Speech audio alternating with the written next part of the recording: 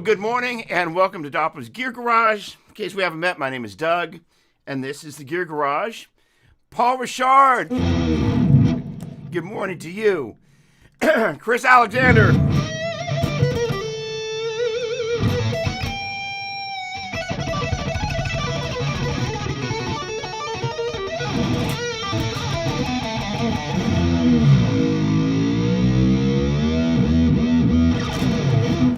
All right. Well, first of all, we're going to jump right into some of the topics at hand. I got a couple of new things. Sorry, I always seem to cough at the beginning of the show. Kevin, what's going on, my man?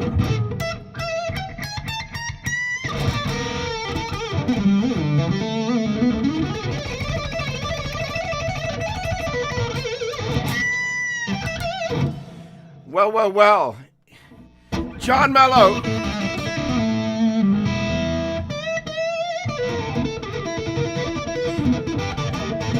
I am doing the salutations here. If I don't stop, I'm never going to stop. So great to see you. John, I take it that is still your CE1 that I keep seeing all over on Facebook Marketplace these days. All right, let me jump right in. First of all, thanks so much for joining us. My dear friend, Chris Lewis, hold on, that deserves a salutation.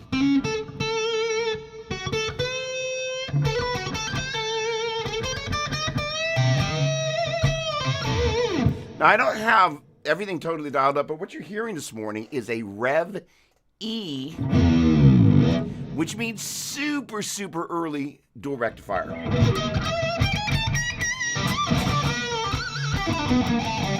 Got a little rumble happening through the mics on the. It's actually not so much over there. It's my studio monitors coming through this microphone that you can't. Well, yeah, you can hear it.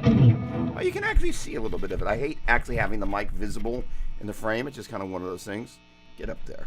But there's a little rumble happening there.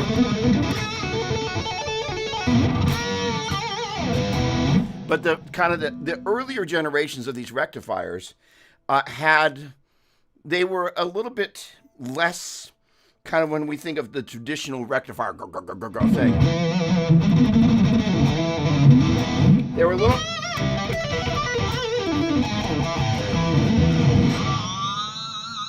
It's a little bit more of a shred around.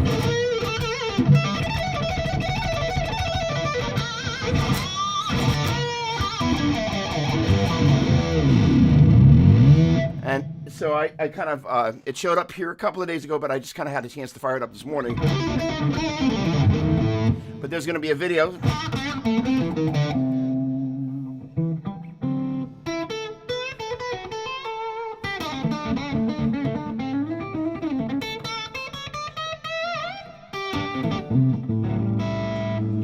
On this amp, which is really cool. It's on loan from my buddy Steve, and it's on its way to, did I write it down yet? A guy, crazy, hold on, it's in my text here. Hang on, let me just at least give him a shout out because he deserves a shout out here. What is Crazy Buddy's name here? All right, hold on a second. He wanted a shout out. Where is this here? Come on, it's in my text. Sorry, this is important. When you got to give shout outs, you got to give the shout outs. He's down with it. Where is the bit about the shout out? Come on. It's in my notes. All right. Or I would have left it over here. Sorry, folks. There we go. All right. I'm not finding it. He's from Las Cruces. It's crazy amp dude. That's what it's going to be for this morning. I did my best to give the shout out. In any case, it's a crazy cool amplifier. It's really early.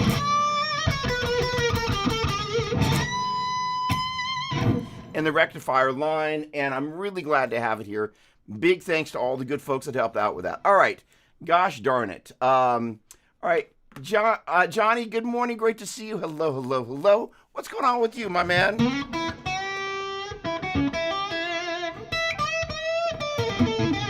Great to see you. All right, it's the GIT guitar.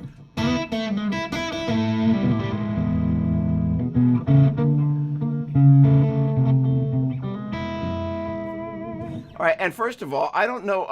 Sure.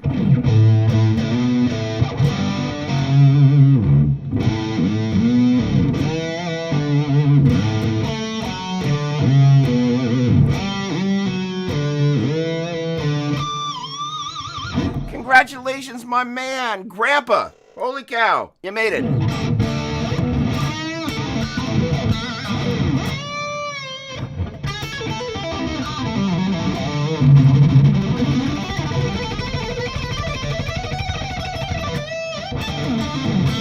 All right, I better stop before. Awesome. Great to hear that. All right, first of all, if anybody has any questions, fire away. So again, I'm kind of coming through a pair of mics.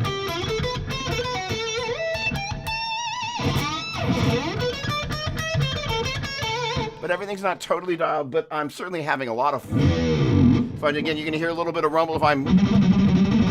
That's because these speakers coming through that microphone do a little rumble on that. I tested that before we started getting things going. All right, first of all, my dear friend Chris Alexander always sends along a couple of questions, and he was kind enough to send along some for this week. So since he's here and he's celebrating Kelly's 50th birthday, actually, sorry, let's try that again.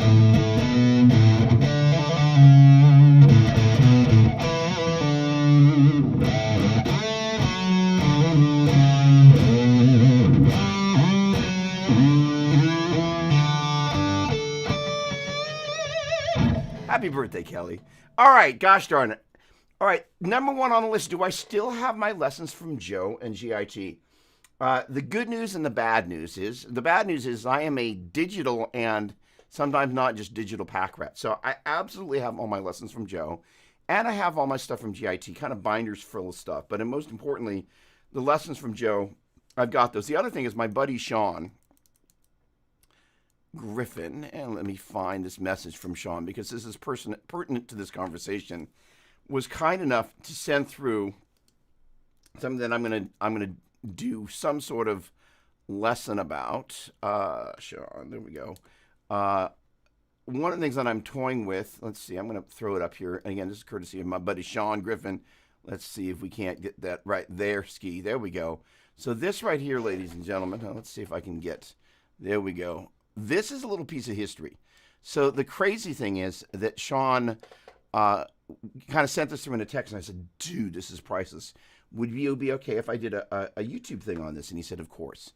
So the thing about this is a very important piece of Satriani notation. So there are a bunch of things that are happening on here. First and foremost, that's actually Joe's handwriting. That would have been from one of Sean's lessons. What's interesting is I'm not seeing on here, Joe almost always dated the lessons so you could kind of tell the order of things that were happening there. But there are a bunch of really important things in kind of, if you will, Satriani-isms and things being tied together around this that are priceless. And again, this is, what's interesting is Joe never did all of those things on one page for me for a range of reasons that I cannot tell you why. But as you're kind of looking from top to bottom, this is kind of, my guess is this is right around the period just before or right around the time that I started studying with Joe. Hey, what's going on, everybody? Hey, Steve, by the way, how are you feeling? Hang on a second.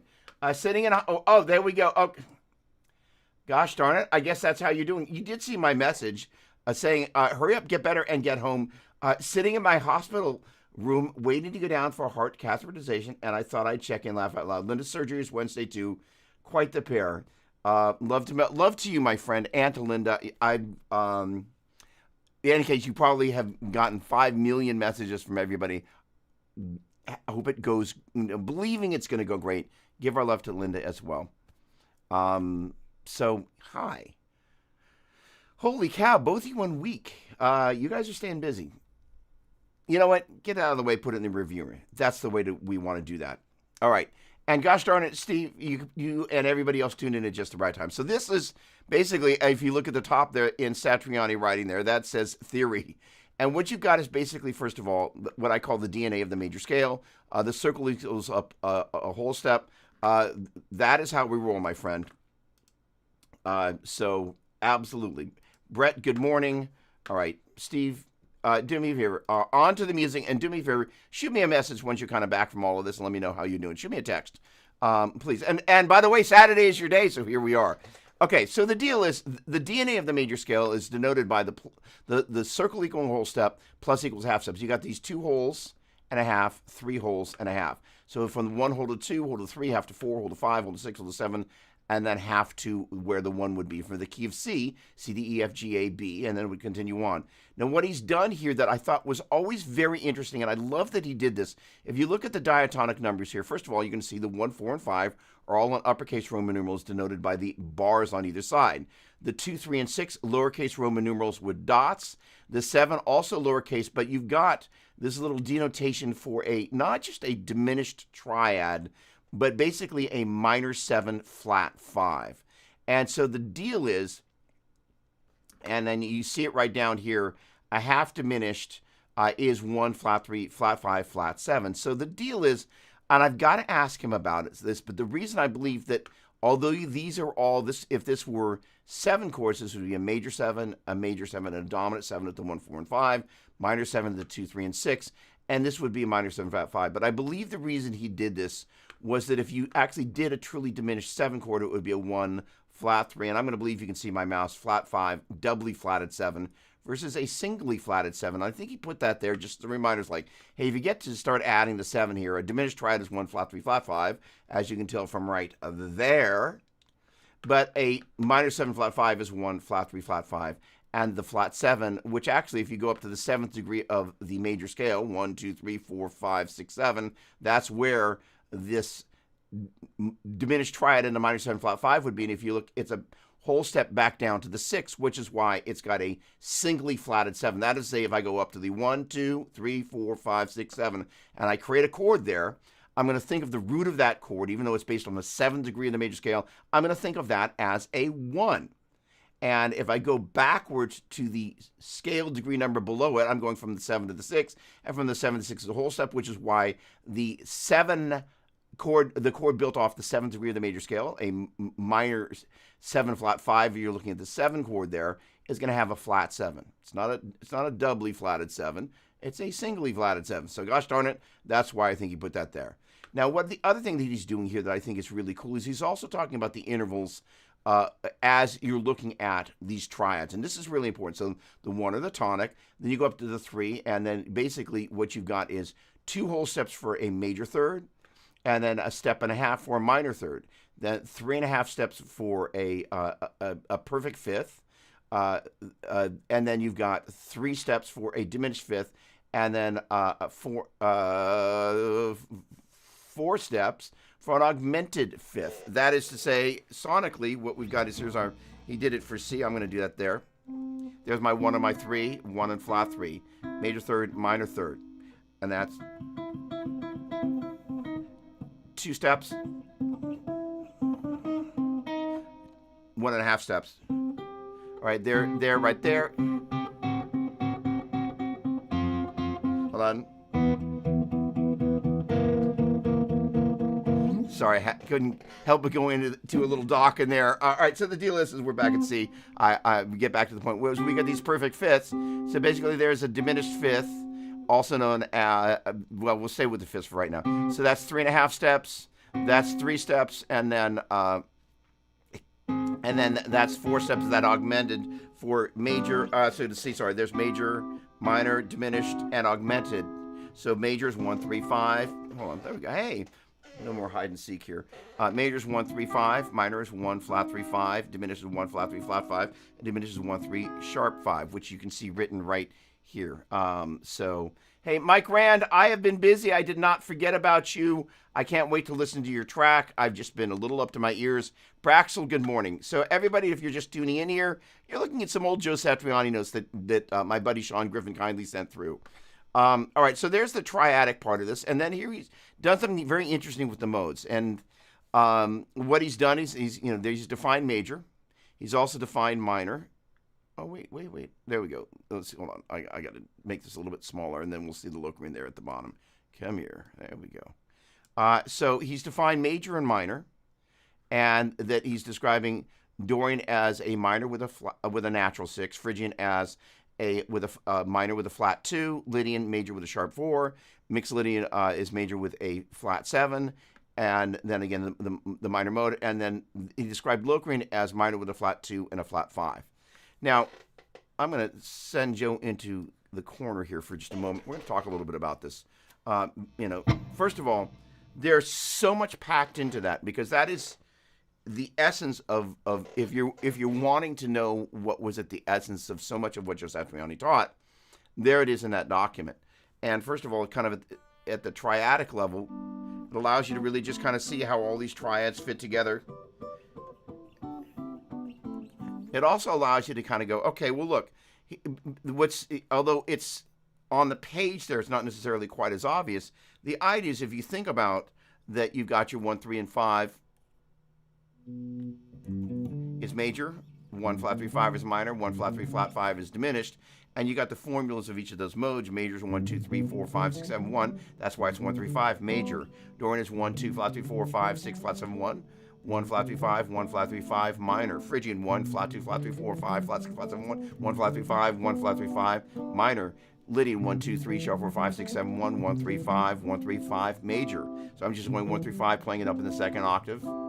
And then mix into 2 3 4 5 6 flat 7 1 1 3 5 1 3 5 major. Minor 2 flat 3 4 5 flat 6 flat 7 1 1 flat 3 5 1 flat 3 5 minor. Locrian flat 2 flat 3 4 flat 5 flat 6 flat 7 1 1 flat 3 flat 5 1 flat 3 flat 5 diminished. And major 2 3 4 5 6 7 1 1 3 5 1 3 5. So you can see the relationship between, again, the formulas of this modes at the bottom of the page, and then in turn he's giving you the formulas of the triads.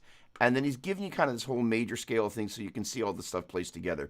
This is a really significant piece of Satriani history done in Joe's handwriting. And most importantly, this was done on the graph paper that he always did these lessons in. So this would have been decades old. And it's really cool to see that. Sean, good morning. Hello, hello, hello, hello. Joe creates his own space every time he makes notes. I see.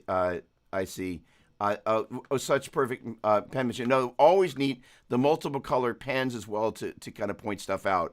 And so it wasn't something that was photocopied. I always thought it was very strange when I saw, some mimeograph thing that you got. But that is an important history. So why does all of this matter?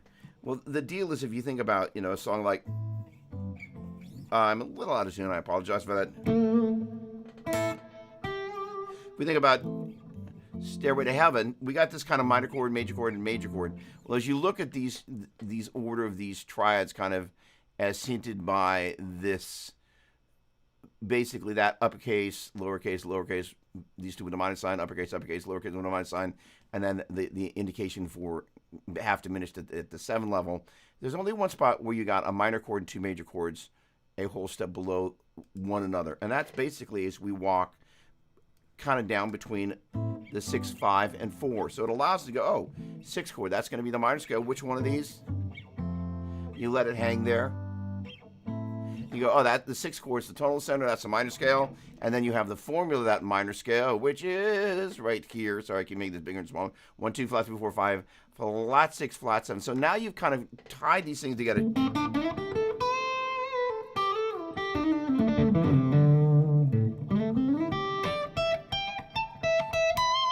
So what's neat is that particular piece of paper, I'm going to get rid of this for right now, so we don't keep going back and forth. Oh, go away. There we go.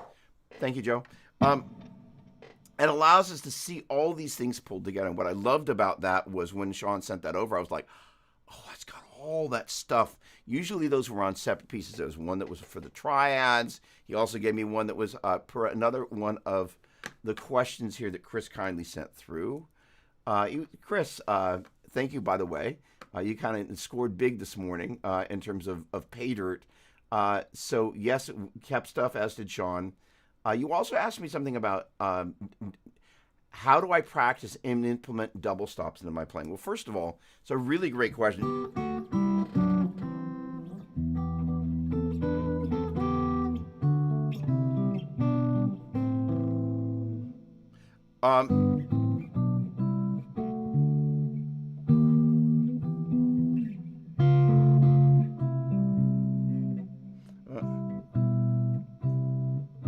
There we go.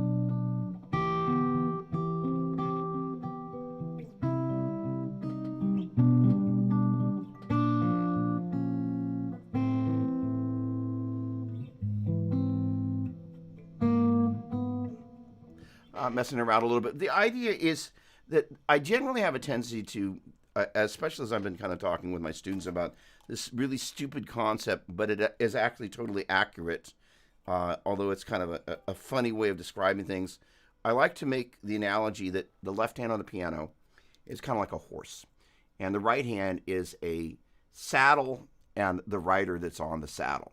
And as the horse is moving around, what we're doing with the right hand quarterly is based around, almost always, but not exclusively, what's happening in the left hand, except when it's kind of playing a bass line. But one of those notes, especially if it goes bing, bing, bing, bing, bing, is the root of whatever chord we're doing.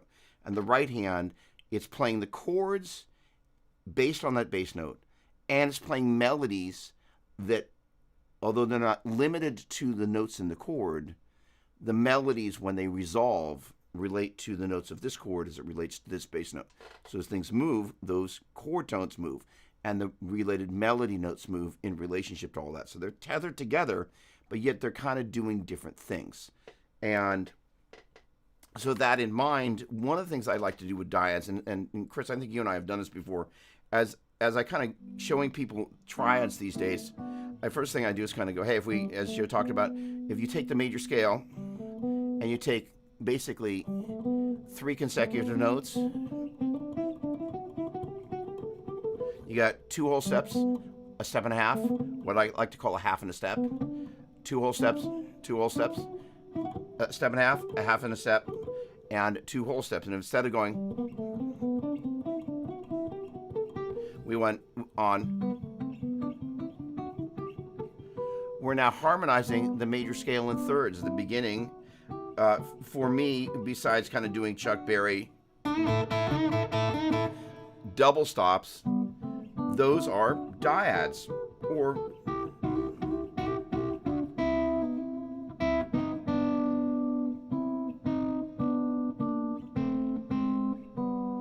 and then one of the other things I've been working on a lot, kind of building into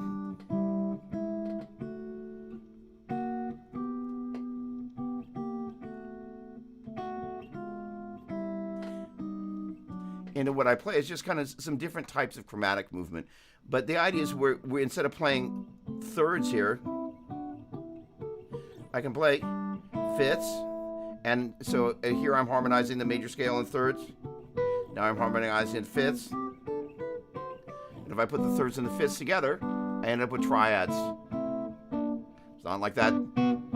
That gives us major third, perfect fifth, major triad, minor third, perfect fifth, minor triad, minor third, perfect fifth, minor triad, major third, perfect fifth, major triad, major third, perfect fifth, major triad, minor third, perfect fifth, minor triad, minor third, diminished fifth, diminished triad, and major third, perfect fifth, major triad. Collectively, that's major, minor, minor, major, major, minor, diminished, major. So collectively, that gives us the ability to see how chords are based by, as Mr. Vi would describe it. I'm kind of going in the key of G major, G, A, B, C, D, E, F sharp, G, and at the same time going B, C, D, E, F sharp, G, A, B, and at the same time going D, E, F sharp, G, A, B, C, D, collectively G, B, D, A, C, B, D, F sharp, C, E, G, D, F sharp, A, E, G, B, F sharp, A, C, G, B, D. And so we're harmonizing the scale. So you could literally kind of, if I took this root and fifth, instead of playing G and D, I went D and G.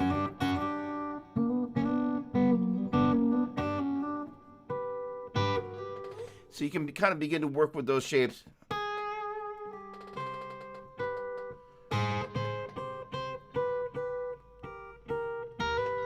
And the cool thing about if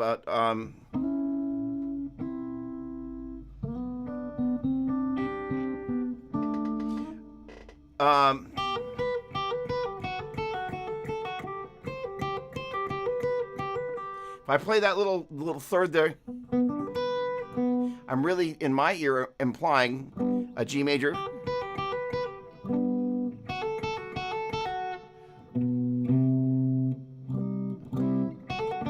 Let me make sure I'm doing what I'm... Oh, there we go, sorry. This is a G major, D major, and that was C major. And so the deal is that's the 1 and 3 of the G major triad. That F sharp and A as the 3 and 5 of that D major triad. And that G and that C are the 5 and the 1 of that C major triad. So literally just by playing 2 notes, even though I'm playing them not as double stops,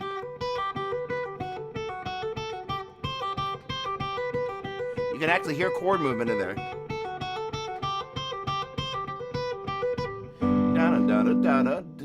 Sorry,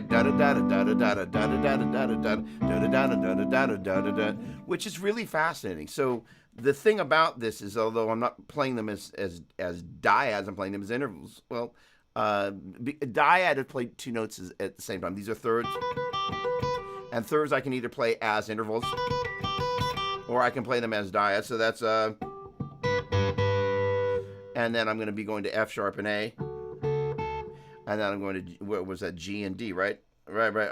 No, G and C.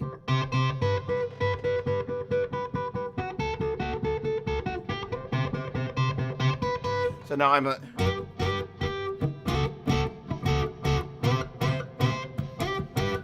No, I wouldn't play that. That's obviously kind of like a 50s rock around the clock type of a vibe. But at the same time, doing that as dyads is one of the ways you can get there. So it's really interesting, Chris, that you mentioned that.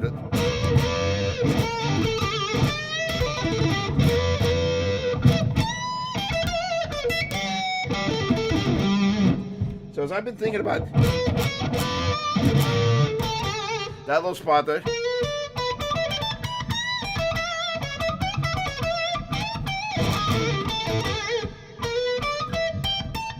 between that's basically the 5 and a flat 7.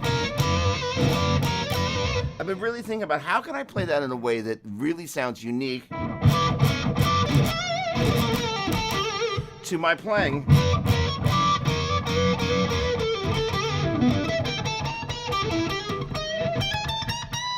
One of the things I've been trying to do, let's see, do I have, I've reorganized my studio a little bit, and sometimes in the process of doing that, things get moved into places where they don't have their permanent place where they live yet. And I'm looking for a slide, and quite often there's one right underneath this little area here, but there isn't one. So let's see if I can find some other vehicle.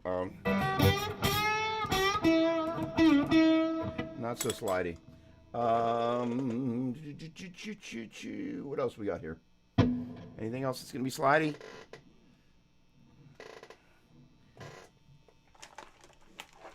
Watch me use a measuring tape to slide. No, that's the plastic side. Hold on.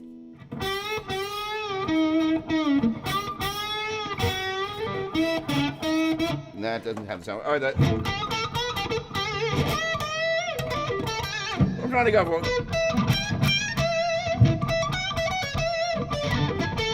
A little bit more of what I call the guitar harmonic.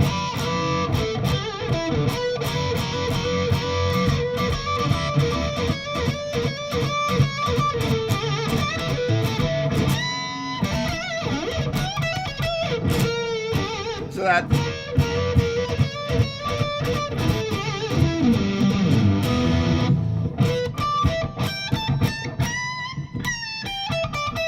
And part of that is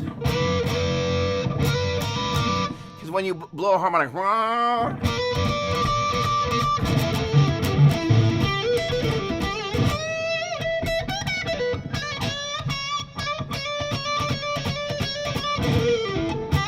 in any case, that type of vibe.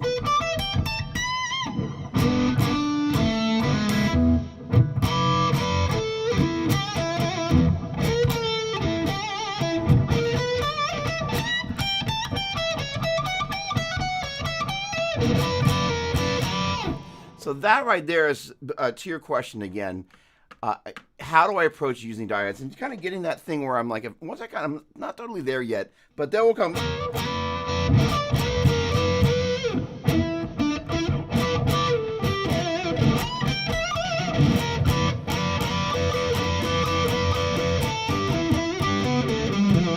Well, I've worked that in where I've kind of really got exactly how I'm doing it. And that's an important part. So those dyads are a really big deal to me. So hopefully that answers your question. All right. Let me get back over to the comments here. First of all, Tomo Fujita. Hey, how you doing, my man? How do you use double stops, gosh darn it?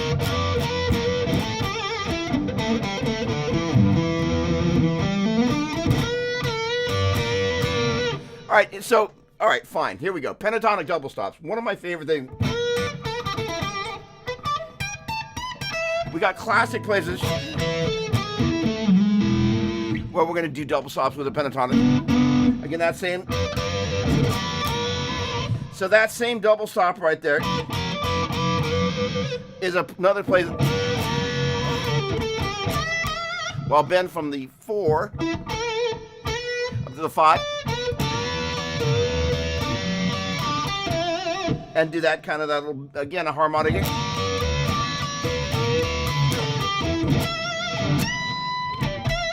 And get that type of vibe. Then that kind of right there. So let's talk a little bit about, well, here we go. If we did the kind of thing about it, kind of a traditional blues where we're kind of blending that kind of flat 3 into the natural 3.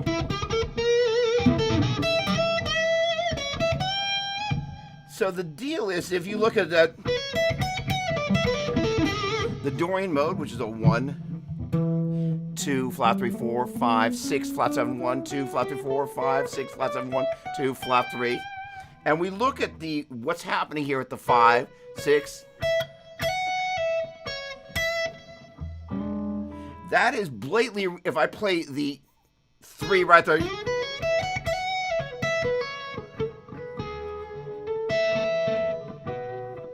That's basically taking the major pentatonic.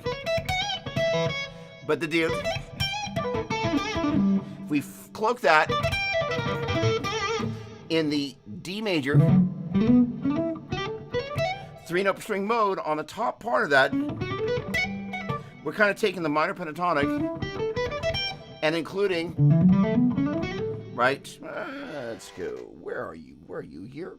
No, we're not there. Where are you? You. There we go. We're getting this little bit right here. There's my natural 6 and my natural 2. The octave of that. And so basically this is my, as it relates to E, that's my flat 7. 1, 2. There's my flat 3, 4, 5, 6, flat 7, 1, 2, flat 3, 4. So this minor pentatonic, that box right there, we're kind of cloaking it with those 2 extra notes. Down below it, and those 2 notes, that C sharp and that F sharp, up the octave, end up filling in the modal notes on the top 2 strings. But those 2 notes also end up being 4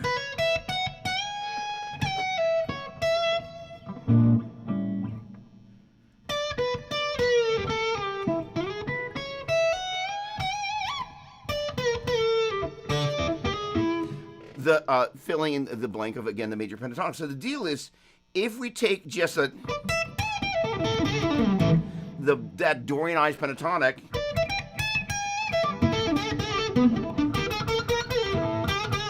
and take that flat 3, put a little, and you got to make a little bit of a face when you do it, or maybe, thing with your mouth, and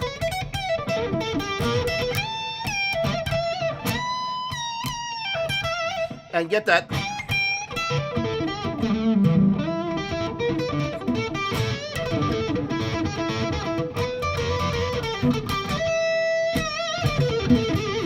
Now what you've done is you're playing upon, when you're on the 1 chord, which really isn't a 1 chord, it's really a 5 chord played at, if you will, the 1, then your 4 chord, which is really a 5 chord played at the 4, and the 5 chord, which is really a 5 chord played at the 5.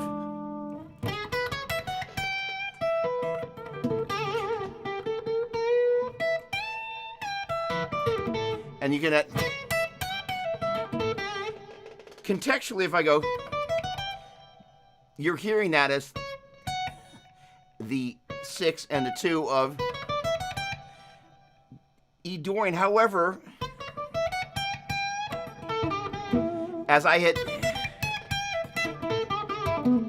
that little flat 3 baby bend, I'm not hitting all the way up to the natural. That's a very happy major pentatonic versus. So that.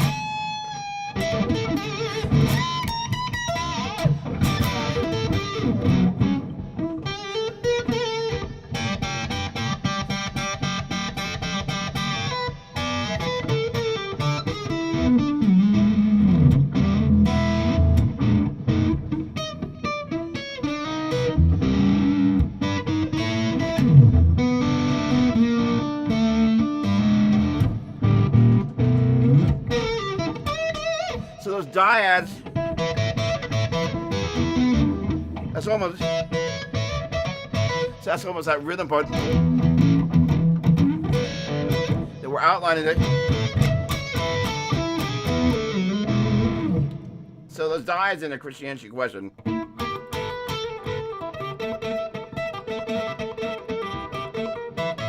It's a funny thing is that I've been having this whole conversation with myself about dyads, but I've never really verbalized it as we're having this conversation now. So all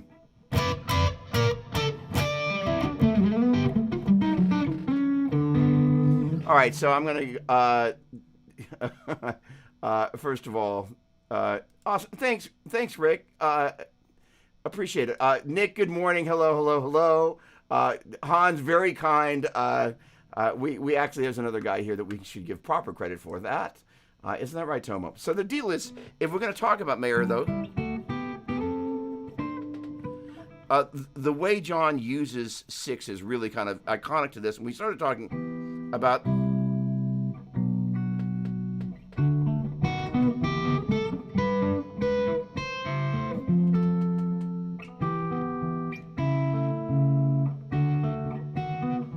what's neat about them is, and again, before I made this analogy of the horse and the saddle and the person riding it, basically I'm outlining my 6 chord, 5 chord, and 4 chord, 3 chord, and I'll use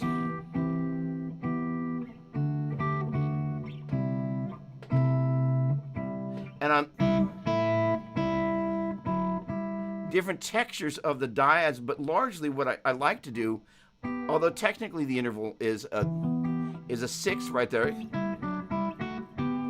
more often than not I'm hearing as the 5, and in this case the slightly out of tune, the 5 and the 3 of this E minor, which I'm thinking is a 6 chord, 6, 5, 4, E minor, D major, C major.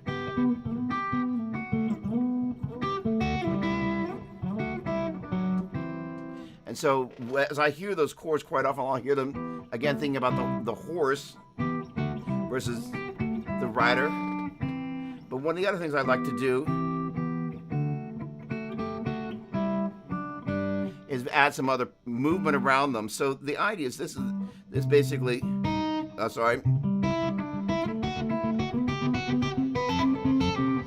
English. That's what I say when I get it wrong.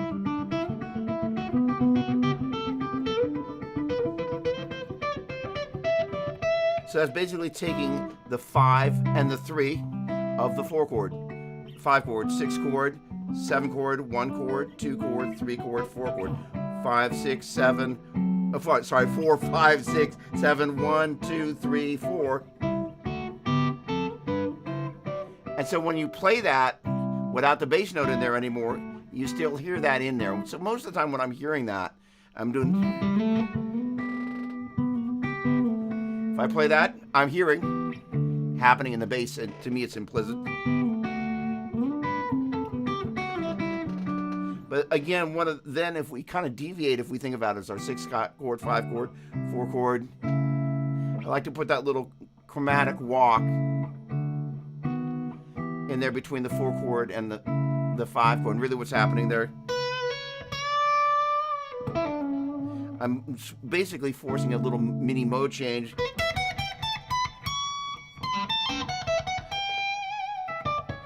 into E Dorian as opposed to E minor.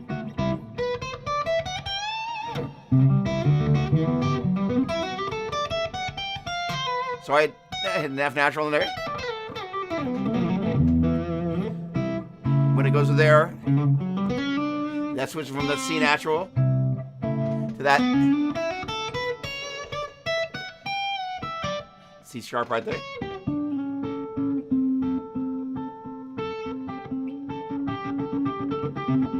One of my other favorite things to do is find kind of a trio of notes. You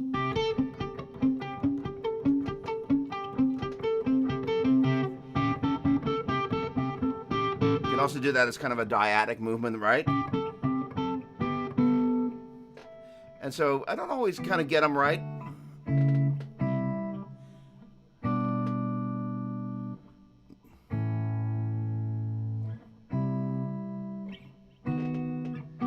But what's neat about it is most of the time I'll hear the thing I'm going for. Sometimes I get it, sometimes I don't. But that's kind of the neat part about working with that. Again, you think about what's happening, kind of, if you will, in the right hand.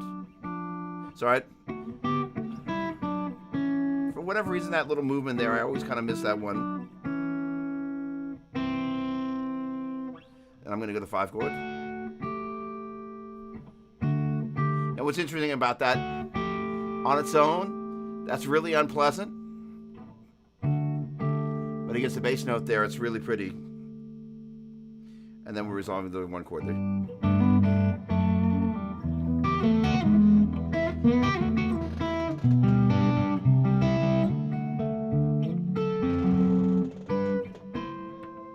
So, and in terms of these chords, we talked a little bit before about this triadic movement here. I like that.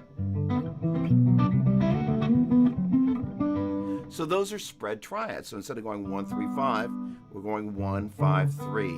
1, 5, flat 3, 1, 5, flat 3, 1, 5, 3. 1, 5, 3, 1, 5, flat 3. What do we want? There we go. We want 1, 5, 3, 1, 5, flat 3. 1, 5, flat 3, 1, 5, 3, 1, 5, 3, 1, 5, flat 3, 1, flat 5, flat 3, and 1, 5, 3. Collectively, that gives us major, minor, minor, major, major, minor, diminished, major, major, diminished, minor, major, major, minor, minor, major, which I would really suggest thinking of as your 1, 2, 3, 4, 5, 6, 7, 1. And then in turn, taking those same bass notes, G, A, B, C, D, E, F sharp, G, and starting from C, D, E, F sharp, G, A, B, C, 1, 2, 3, 4, C is the 1, 2, 3, 4, 4, 5, 6, 7, 1, 2, 3, 4, 4, 3, 2, 1, 7, 6, 5, 4, 1, 4, 2, 5, 3, 6, 4, 7, 5, 1, 6, 2, 7, 3, 1, 4, 1, 4, 7, 3, 6, 2, 5, 1, 4, 7, 3, 6, 2, 5, 1, 4. And what's neat about that now kind of gives you a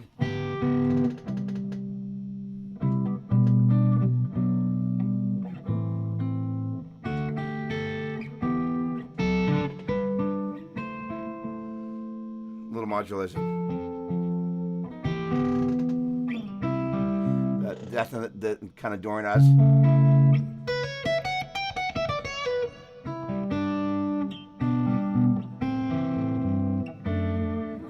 But there's all sorts of beautiful music kind of hiding.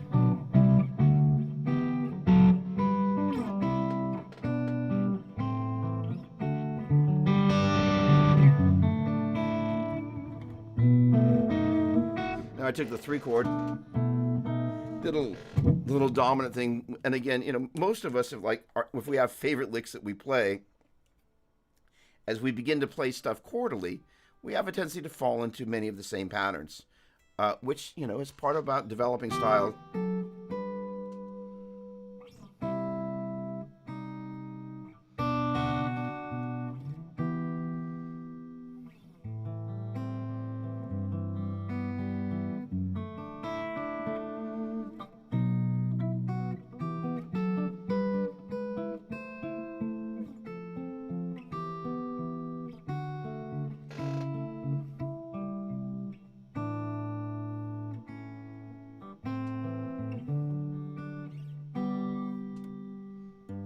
Gotta have my finger out of the way.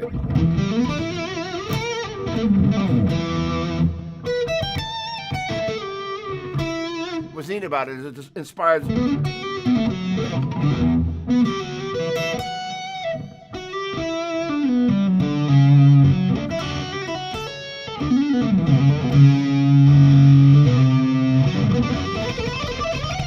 Certain type of modal.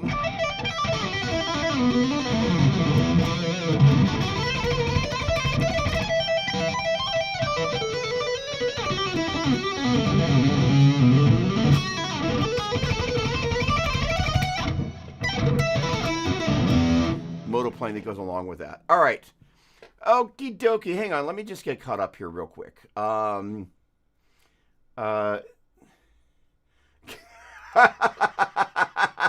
What's going on, Digital Viper? You make me laugh. All right. Eric, what's going on? I attempt to be a better human being each day than I was the day before. I am so grateful for you, so right back at you.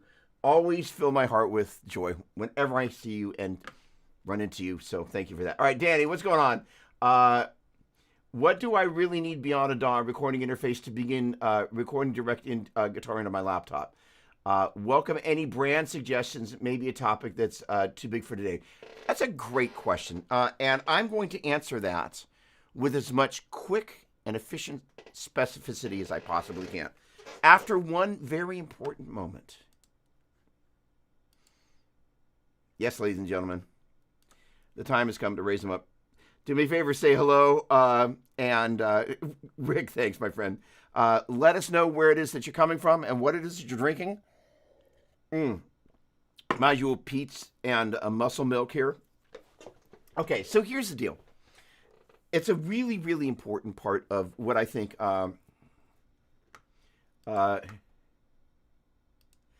Here we go. Now, what's really neat about this is that there are a range of things that we've just touched on. So first of all, everybody who's watching, first of all, hello, I'm Doug. Welcome to Doppler'S Gear Garage. One of the things we do is we talk about guitars and gear. And importantly, in this is workflow.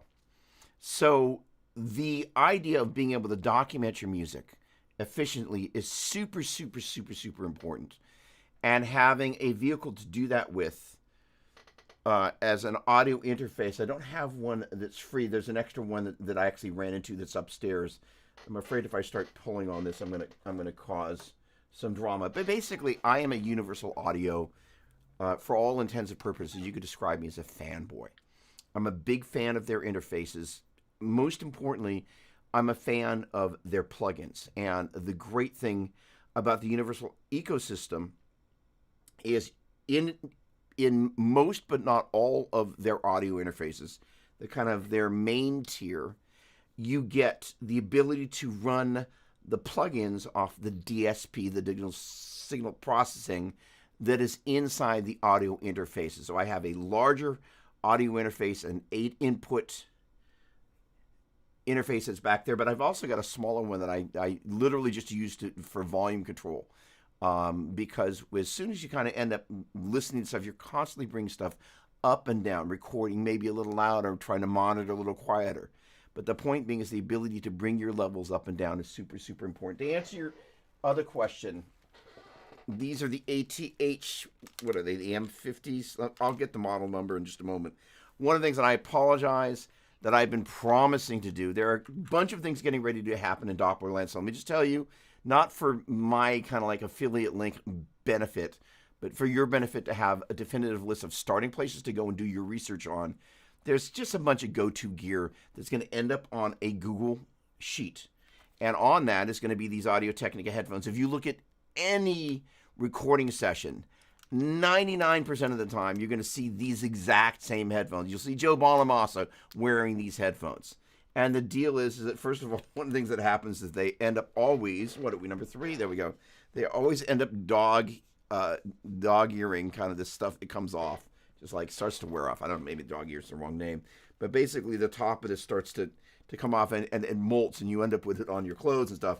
It's the one thing that Audio-Technica hasn't figured out. But the more important thing is these are phenomenal, very reasonably priced headphones. Oh boy. Okay, let Brett give me just a moment. You're tickling all my ivories there. Give me a moment and let me run down. There we go. Seattle Starbucks coffee. Come on. Colorado, USA. Come on. Southern Indiana. Coke Zero.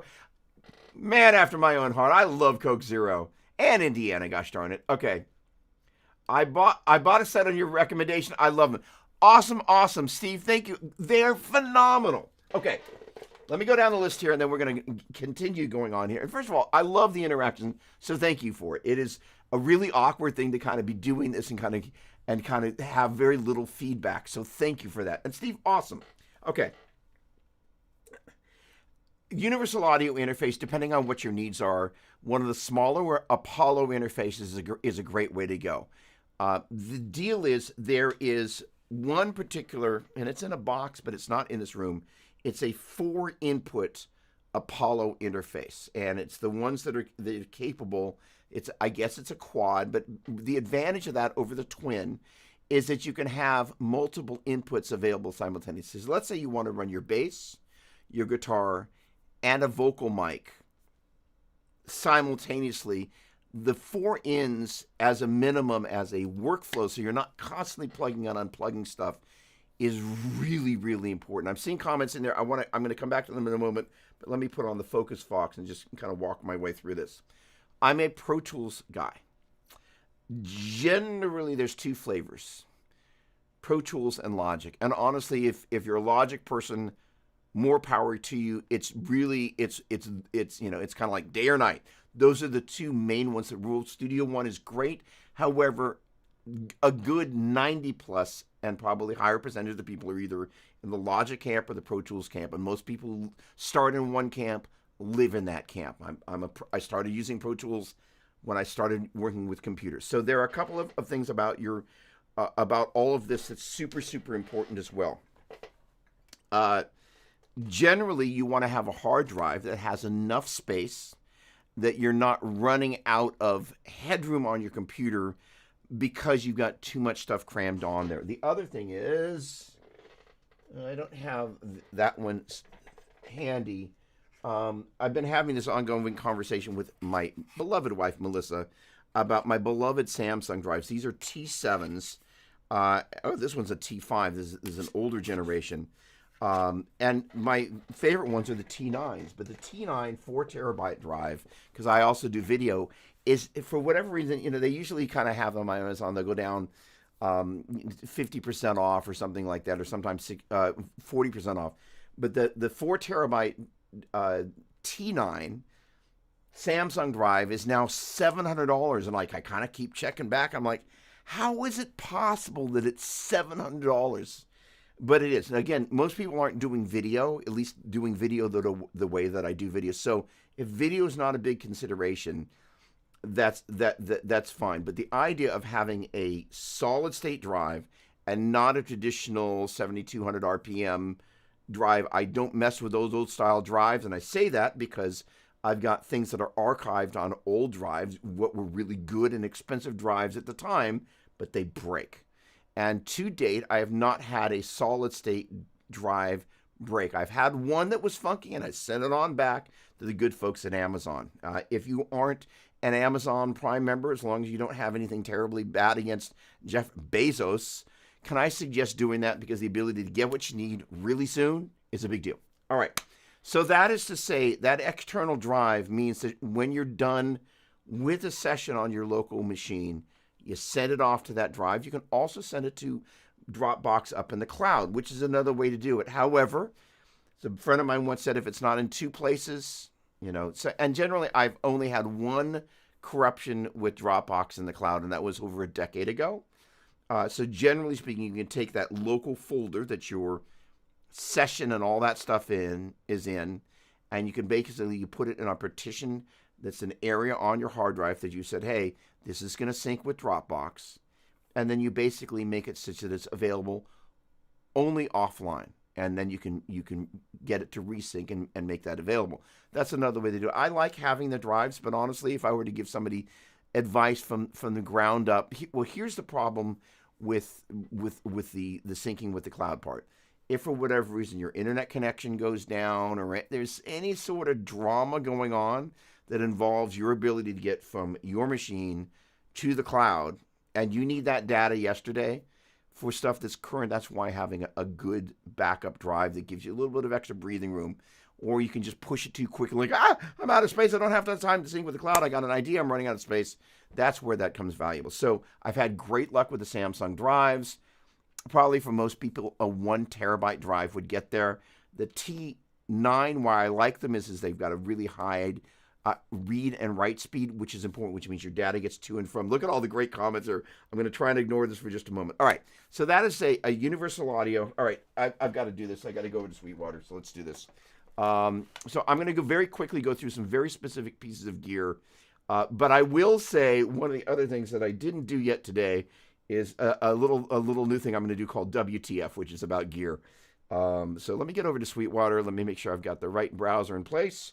And I'm going to show you the specific pieces of gear. So Danny Douglas, thank you Let's rock. All right, so let me get over to, oh, there we go. I got the right browser the first time out. Okay, so I'm over here. I'm going over to, come on, stop spinning beach ball of death.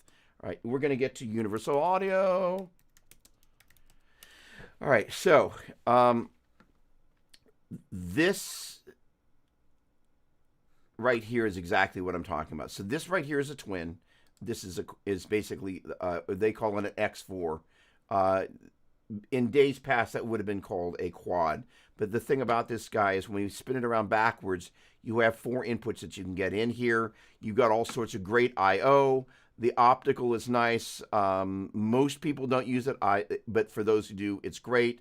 Everything is now generally on kind of this USB-C thing. You've got all the I/O that you need here. This is enough for most people to do great. $2,000 is not cheap, but this is where, for most people, I would suggest starting. Let me go back over here. Hello. Generally, then you end up over in this range. Oh, hold on. Let me go back over here. That's you here.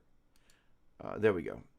This, for most people, would also be there. So when we look at $27.99, and again, what you're going to get on the back here is you're going to get a crap ton of I/O. Notice is you've still just got 4 XLR inputs, but you also have all these other inputs happening. You've got lots of I/O that I'm not going to bore you with today, other than to say you've got lots of I/O, which stands for in and out. All right, let's get over to the headphones. So again, the Universal Audio stuff, and I'll put this stuff in a spreadsheet, I promise. So Audio Technica. There we go. So these are the ones, ATH M50X, $159, 269 reviews, 4.5 stars. By the way, if I haven't mentioned this before, I'm saying it now. This tells you everything you need to know about a product. I go to Sweetwater as much for anything else as for the reviews. And a really important thing to do is to go take a look at this and sort this by, all right, there we go. Metal covering ear pads on the headpiece are peeling. So, yeah, okay, so here's the thing. Underwhelmed, need to return for something for my money. So this is the deal. All right, a couple of things. First of all, yes, they're going to peel. I told you in advance. Did not have suitable, so I'm reading on this one, sorry. Suitable closed passive noise isolation without holding hands over cups and pressing in. I think this guy's head is shaped weird. All right, so but he did bring up a really good point. So first of all, one of the reasons that I always want to read the negative things is that it's quite often, like this guy, good but not for me. And you just kind of get some good insight. Here's this guy. They sound great, very solid build. I'm really liking them. Here's this guy right next to him. I've been using these headphones for a couple of years now. I can't say I love everything about them. The audio is great. I've used it both for gaming and mixing. My only gripe is I notice after a year I get decent headaches from wearing them. I think the grip on my head is way too hard. Other than that, it's pretty good. Okay, so the point being, hold on, let me come back to you real quick. And we'll come back to that. There we go. All right. So a really important thing about headphones that I didn't mention, which is the other thing why these are so important, is they're what's called a closed back headphone. And the deal is it means that if I'm singing into this thing or you have a singer that comes into your studio, you do not want the sound bleeding from the cup into the microphone. So what's neat about these is that I've actually found, and I think the one guy may be talking about isolation of sound getting in from external sound. Well, they're headphones. They're not intended to be sound, not like you're down on the tarmac, flagging planes in and out at the airport. The most important thing that you want is the sound not escaping from the headphone into a microphone that's nearby. I'm going to get into comments in just a minute. I know there's some great stuff there, and I don't want to ignore it, but otherwise I'm not going to finish, and I want to make sure I do this right. In terms of cables, my only mic cables that I use in the studio are Mogami. They are flippin' expensive. But you get what you pay for. What happened to Mogami? Where'd you go? Hello? OGAMI, thank you. There we go. So with these guys, generally speaking, I don't do anything less than 15 feet. I think my main one, I think these guys are the 25 footers. I have a big enough room that the 25-foot cable. But look at that, 5 stars. That's going to tell you everything. Again, when you get in here, let's see if anybody has a negative review. We're going to go sorting by lowest rating, and all right. So here we go. Performs well. Very satisfied with a switch to all Mogami cables. He just only gave him 4 stars. I guess some people are just kind of hard-assed. And then, again, highly recommend, but I'm only giving them 4 stars. So the point being is you got to kind of take that with a grain of salt. All right, now I'm going to do something here. Studio. So the funny thing is, most people are not big PreSonus fans. Monitors. I had a set that came in for a review that I did, and I am now using and have absolutely fallen in love with the Eris. Where are you?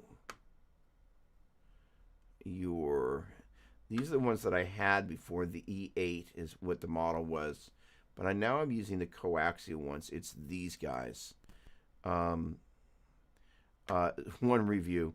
I absolutely love these for a couple of reasons, but I want to go back to these other monitors here real quick for a quick second, because they're the E8s. Let me see if. Okay, now hold on. Let me just double check something. Now this is kind of an interesting thing. Just in case you didn't know, they sell monitors for the most time one at a time. I have no idea why they do it, but what's really funny is if you look at kind of, here they are sold as a pair. You've got 3 out of 5 stars, and they're sold individuals at 4.5. So, but I want to see what somebody didn't like about these. Do not buy these speakers. First one failed. I blew a woofer in one of them. I've never had a failure. I'm not a fan at all. Was disappointed. The sound seems muffled with no punch. I don't know what kind of music they're playing. Noticeable hum out of each speaker. That's not the case for me. So let me just briefly talk to you, because we're going to presume we're a bunch of guitar players. Why I love these studio monitors. My guitar sounds like my guitar. And for those of us, I'm going to presume that 90% of the people here plus are guitar players. The old Eris E8s came in. That was the one that we were just looking at the review of. And I plugged them in. I was like, wow, my guitar sounds like my guitar. It feels like my guitar. I can trust these for this stuff. I actually love mixing with them. They are not the most expensive, sexy speaker in the world. I love them. These new ones kind of have what they would describe as a coaxial design, where basically your woofer, and I know you're not seeing me poking around on here yet. There we go. Let me flip back over here. These guys right here. So the tweeter and the woofer are kind of married together in that same space. It just means that the box is a little tiny bit less tall than the other ones.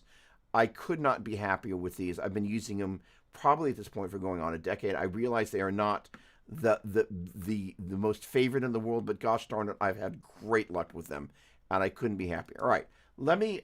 Those are the main things. So again, I'm a Pro Tools guy, but for the people that love Logic, I think Logic and Pro Tools, they're neck and neck. My suggestion would probably be find somebody that you know that's a Pro Tools person, and find somebody that's a Logic person, and go spend some time with them and see, kind of which one kind of speaks to you more. All right, let me jump back up here, and I avoid the 5-star reviews. I just got it today and love it. So first of all, that's okay. Lots of meat on the bone there, so let's speak to that. You do not want a review from the overly excited person that just showed up and they haven't lived with it. You also do want to pay attention to somebody that's actually lived with it and kind of going, my flipping headphones are molting. They molt. They're not super expensive. Get over it. They are the de facto standard of headphones. Hold on. Let me see if I can find Joe here. Evil Mama. There we go. Hang on a second. All right. Let's go back over to our buddy Joe Bonamassa. There we go. Take a look right there. Good enough for Joe Bonamassa, the guy with a bazillion-dollar guitar rig. He's using the same headphones. Need we say more? The other thing about that that's really, really important is it means that if you don't take your headphones with you, just about every studio that I go into these days, I mean virtually every single one, there'll be a pair of them in there, which means you actually know how those are going to sound when you're in the studio. It's a really, really big deal. And yes, you want to watch out for, somebody like myself. I get excited about something, and I'm inclined, generally, if it's something that I think is a 5-star thing, I'm going to go, I love this. I'm not the guy that's going to give them 4 stars just because I can't, find something wrong, but I'm not going to give them 5. However, you want to be watching out for the people that they just got it, they're overly excited. You want to have people have a chance to live with the gear. It's one of the dangers about YouTube, and it's one of the things as a gear demo person, I'm always aware. My experience of having gotten a new piece of gear that if I haven't had a chance to play the snot out of it, how do I really know that piece of gear? Do I hear the things that I love about it? Just about every amp. Eventually you play it long enough, you kind of go, there's the one thing that I wish it did that it doesn't do, or there's the one thing that's in the frequency spectrum that I wish was a little bit different. And that doesn't begin to get to you. It crawls out of your subconscious, and you're like, that thing that I can't put into words that's bugging me. I'm like, oh, it's that. It happens. And that's why living with it for a while. I love my Beyer. Okay, hang on. I said Beyer 1990 Pro. Beyer 1990. Okay, Beyer and 199. Oh, hello. Okay. So here's an interesting. First of all, let me go back over here for just a quick second. And this is one of the things that's great about everybody's going to have things that they love. And Brett is a serious player, so I value anybody that has a different opinion from me because I always stand to learn something. First of all, again, 5 stars, 5 reviews, and hold on, let's sort by lowest rating. So literally, all right, they gave them 4.5 stars. These are excellent headphones, worth the price. Blah blah. I'm a professional audio engineer, so obviously this is a group of people that are serious about what they're doing. So the point being, it is $699. They are open back. So let's talk a little bit about one of the things. Let me get back over here. So I am not. I'm not a person that loves living in headphones. Any opportunity that I have to monitor with some isolation where I don't have to have stuff in the cans, I'm going to do. However, there are, again, let's start with 2 main points. Number one, if you're in an environment where it's just you or those are your headphones and you're never going to have them near an open mic that can pick you up with what you're doing, an open back headphone is going to almost always be more comfortable than a closed back headphone. That said, I've had periods of time where I've worn those Audio Technicas for hours and hours and hours, and they never gave me a headache. But again, different people are sensitive. If I wear a hat too long, I start to get a little bit of a headache. So, our head was not meant to have stuff crammed on it. Otherwise, other than glasses, we wouldn't be cramming stuff on it. So my advice would be to go to a music store that has some that are out of the box maybe, and just try some on and find stuff that's comfortable. I think they keep them out of the box. I don't know for sure. Or at least you can kind of go to the counter and go, hey, can I try? I want to check out some headphones. I want to try them on. Again, generally speaking, if you know that you're going to be anywhere, and this, by the way, includes recording acoustic guitar, where, say, for example, I need to be engineering myself, I'm playing the acoustic guitar, and there's a click track going, clack, clack, clack, clack. Now, if the band's playing or, your easy drummer is playing and you're playing along, that's great. You're not going to hear. But in the quiet section where you need time, especially where you need time where it's going clack, clack, clack, clack, and, depending on how loud that acoustic guitar is, you need to have that going. So if you got an open back headphone, that will potentially bleed into the mic that's literally right here. So I'm going to be kind of like this, but if I look over like that again gives a nice access point from the bleed from my headphone into that microphone. And, it can take you out of the zone, because the idea is you want to be able to hear the instrument. You may or may not like hearing the instrument coming through. And this is the other thing about what this guy was talking about bleeding, is that he was talking about, I think about the idea of them not having such a great seal that he could hear sound coming in from the outside. Well, I actually want to hear a little bit of my acoustic guitar coming into the headphones. What I don't want is the sound coming out of my headphones bleeding into either a microphone up here or a microphone down there. But again, these are nuances for your average person. A great set of studio monitors, and that does not mean spending $1 million, is an important thing. The other thing is isoacoustic. This is super, super important. Then we're going to wrap this little piece of this up. The isoacoustic stands. Hello. This is a vital part of isoacoustic. There we go. This is my buddy Dave. They come in different sizes and shapes. The idea is being able to isolate your... And part of what happened with this, it was, this is basically their amp isolator. And again, I'm always looking at the number of reviews. Basically got these little feet. As I recall, the point of origin was John Mayer and or his guitar tech reached out to Dave. And they were having a problem with an amp being on a stage, and the reverb kept firing because of vibrations coming through the stage. So that's why they built that. But Derek Truck uses them, not known for having crappy tone, and he basically isolates all his amps from the stage floor. The 412 cabinets I generally find are a little bit too much for those, but especially if you're using a combo. And if you've ever had a reverb start rattling from the stage, from the drummer, so it's a really neat thing. But the idea of getting your studio monitors isolated from your environment, there's, without going too far down the rabbit trail, there is internal reflection inside the enclosure. And if that enclosure is coupled to a surface that it's sitting on, if you've ever or have never, take your headstock and find a sheetrock wall in your house or somewhere near you and just touch the headstock of your guitar against that sheetrock wall and just be prepared to go, whoa.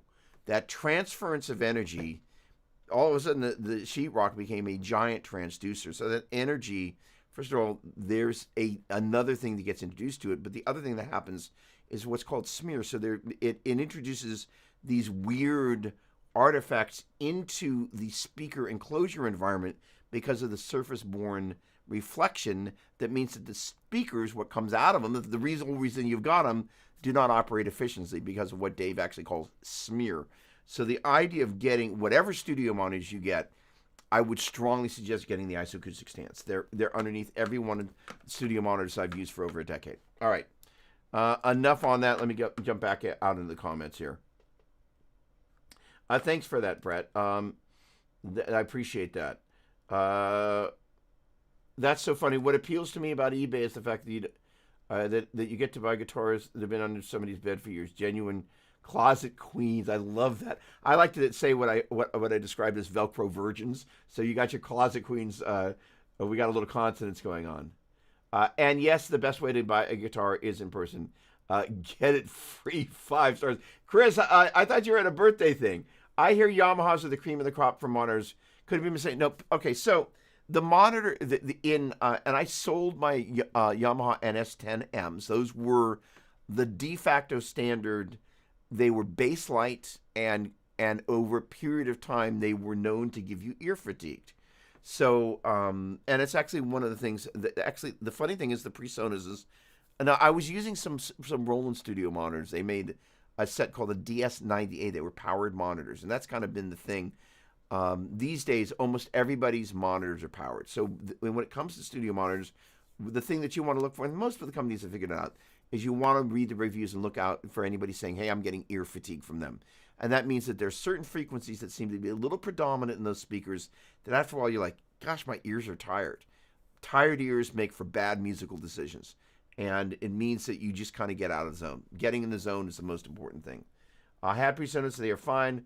I think they sell really well. Oh, there we go. Hang on, Chris. I got a set of Eris's. They're great. You're awesome, awesome, awesome.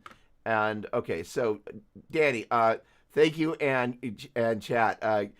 Give me a great place to start without experiencing the frustration of wasted money on inferior products. Very gratefully. So I will put together a list on a Google Sheet, and it's just there are a couple of things that I'm attempting to do simultaneously and I get a little overly busy and bite off more than I can chew. Speed pentatonic, come on. Joke and gay and play. All right, what's going on? Eric, I need your address. I got something I need to ship you. Are there any budget monitors you like? So that's a really great question. So let me just go back and double check what the price on so the short version is no. And it's a really, really, really good question. So let's make the analogy of you've gone off and spent $500 or more on your guitar. The funny thing is that the guitars I'm buying these days are less and less expensive. As the older I get, the less expensive the guitars I buy are. So the Aris E8s are $399 a pair. That's super, super, super cheap. It's $400, and what you get for the buck is a great sounding set of monitors. The important thing, and I'm sorry I didn't mention this before, you've got an 8-inch woofer. That for me is I don't want to record and mix guitar. I'm going to be very careful what I say here, because one of the things I'm trying not to do as I'm getting older is go, I don't do this. So I will back up and gently say, generally speaking, it's my belief that the 8-inch woofer, you kind of need that to hear the body in the guitar. It's the size of the speaker. Again, your average guitar player, unless they're playing through a super reverb or a Vibrolux reverb, is playing through a 12-inch speaker. There's something about the resonance and the depth that you get from that larger speaker that you want. And the same thing I've discovered in studio monitors. Generally speaking, when you get down to a 5-inch monitor, they just have a tendency to sound small. So you end up making other decisions about your sounds that may not be the best. Now, getting back to the contradiction that we all are, the whole thing about the NS10Ms, because they didn't have a lot of low end, and I'd never been a fan of using a subwoofer, because not everybody's got a subwoofer. You begin to make decisions based on that subwoofer down there. And the idea is I want to make some decisions not around a subwoofer. That's a personal thing. But the whole thing about the NS10Ms, you had to kind of imagine if there was more bass there and mix in imagination. It's a very funny thing. It's kind of like preparing your modeler for some venue that's not where you are at home and kind of going, I think when I get into this venue, there's going to be that much reverb and reflection and that much bass and treble, and I'm going to set it in my studio monitors like this, knowing how it's going to translate. So that the operative word translate is really important. The other thing is that I am constantly sharing stuff to my text so I can listen on my phone and or listen in my minivan. My minivan is a little bass heavy. My phone is bass light. But this is kind of the reality. This is everybody's studio these days. Studio monitors, if you will. Good, bad, or in between. And the other thing that you actually have to now be mixing for is earbuds. And it's kind of weird, but that's how a lot of people are going to hear your music. So I have an older set of AirPods. Melissa's got the new ones. I probably need to buy a newer set. And by the way, Amazon, I wonder if I can get this to come up. Give me a moment. I may have it still up in this other browser, so give me a moment to protect and serve your dollars.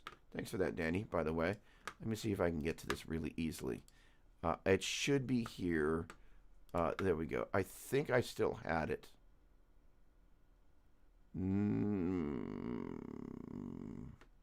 Okay, hang on a second. All right, give me just a moment. This will be valuable. Amazon.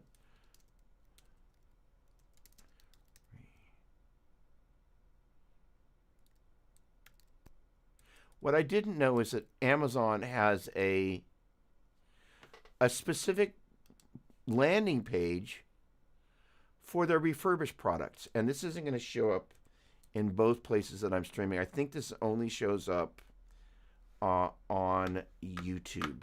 So I apologize. But this link, William Cameron Morris. Hey, what's going on, my man? The man that makes me smart. Gosh darn it. That link will have come through there. So there are certain things that I will and won't buy refurbished. Number one, I got excited about not paying $700 for my hard drive until I thought, do I really want to depend on a hard drive that's failed on someone else? Don't buy a refurbished hard drive. If it's something that you really, really got to depend on, don't do it. But the thing is, most of the stuff that kind of gets refurbished, I've had really good luck with. So a number of my Macs, my next to one that I'm using here, like it was some crazy. I put every ounce, and I always do this. I put as much RAM as I can put into it. But the idea is that by the time they come back from an Apple or an Apple authorized reseller and they've been refurbished, if they don't break right away, you're going to have great luck with them. All right, hang on a second. Let me get caught up back. Okay. All right, so hang on a second. And awesome. Danny, this is such a great topic, so thanks for that. All right, hang on a second here. So Andrew, or Eric, rather, I wish I had a better answer to that. Johnny Bean, hello. Great to see you, my California brother. Raise them up, my friend. Speedwagoner, good morning. Okay, I've spent too much time retracking or pulling out. Click because of bleed. Oh. There is an application from Adobe called Audition. So here's the reality. My ears are aged, and there, from time to time, has been a neighborhood rodent problem. And every so often, they manage to get into Doppler's Gear Garage roof. And needless to say, that does not... But, I can give you the number one way to get rid of your rodent problem. Figure this one out. But it's these little kind of beep, beep, little noisemakers. Now, as it turns out, they happen to live in a place in my hearing that is highly damaged. Sorry, it's true. So I was doing this. It was a video interview with John Petrucci and Maddie Schifferstein, his tech, and I didn't hear that in the background. It was beep, beep, beep, and somebody said something about something else, and I was like, I think I forgot to turn it off when I was on the thing with John and Maddie. So sure enough, in the background, beep, beep. Now with a click, you're not going to be able to get it out most of the time. But if it's buried enough in the track, so literally you could actually go into Adobe Audition, and it's almost as if you had, if you will, a photograph, and you had the different colors of the spectrum, and where different things exist at different frequencies, you could actually go in and make a selection and delete that thing. So I was literally able to delete the beep, beep, Adobe Audition. So you may find if you ever get into a situation like, man, I've got this thing, or I was recording and a bus went by, or there was something that happened in the midst of it, and it's a frequency that's not right smack in the middle of your main instrument, that you need to carve it out, Adobe Audition is your friend. There's a great video online that I saw that showed how to do it, and I was like, I'm saved. So, YouTube to the rescue. I'm actually going to also give a big shout out for my buddy Cam. Cam is a dear friend. He's also the founder of Gib Sunday, and he has a social media training course that I am doing. That's one of the best. I won't say it's the best investment, because Cam, the money I spent studying with Joe Satriani was really well spent. However, if you're looking to up your social media game, it's a course, and then there are Bike Weekly live streams where Cam and the gang of us get together. And if you're serious about really, really upping and dominating your social media game, Cam is your guy. Doug Doppler Music at Gmail. If you want more information, I can put you and Cam together. Or actually, you can also go hello at Gib Sunday. Is that it? Hang on a second. Cam. Rock at Gib Sunday. There we go. Rock at Gib Sunday. I hope that's the right one. Hold on. Well, it is now. Yes, Rock at Gib Sunday. In any case, he's just great. I have learned so many important things, and Cam's probably gone doing other stuff. But, the thing is that for all of us who are kind of doing any kind of a content, I'm so in a different space around doing this. It's been just such a game changer. I'm so grateful. All right, here we go. I like hearing the room a little bit less claustrophobic. No, so again, what we were also talking about was not the idea of the one guy that was complaining that there was external sound bleeding into your headphones. I want to hear my acoustic guitar bleeding into the headphones. I don't want the headphones bleeding into the mic. I keep pointing up here because this thing is here. When I'm recording an acoustic guitar, generally that mic is literally right there. There used to be, I'm the tape fanatic, and I put little pieces of tape on the floor to remind me exactly where things were. And the ability to go, okay, this is where my chair is. I'll literally put tape where the feet of the chair are, and I'll put tape where the feet of, honestly, this is the biggest drag about recording acoustic guitar. You can't move. If you move from left to right, the sound changes. If you move forward or back, the sound changes. If you move in your seat, you get noise. If you breathe, it vibrates through the acoustic guitar. So this is the biggest drag about recording acoustic guitar with a microphone. You literally can't move. So now all of a sudden you're like, I can't move and I've got to play like I'm totally loose. It will melt your mind in ways that have never been done. So thank you for Brett. That is great. The best stands. Those are the best stands. Those stands were the best ones. Things I ever bought. Night and day difference. Thank you. He's talking about the isoacoustic. Okay. The other thing is my mic stands. So there's a company called Isoacoustics. Basically, everywhere I look, Triad Orbit. Everywhere. Okay, hang on. I can get to these easily. So I am a Triad Orbit mic stand. I guess I'm an endorser. Yeah, I'm an artist. Gosh darn it, an artiste. Don't do that. So this is. You're like, what is it? So this is obviously a dual mic, and this sat back there on those two recto cabinets. But this is a dual mic stand with this great little Triad head that basically can turn in just about any direction and pivot and swivel and do anything you need it to do. This thing is phenomenal. You can adjust the feet in different ways. Sometimes I will actually do it. You can actually see that I've got this guy.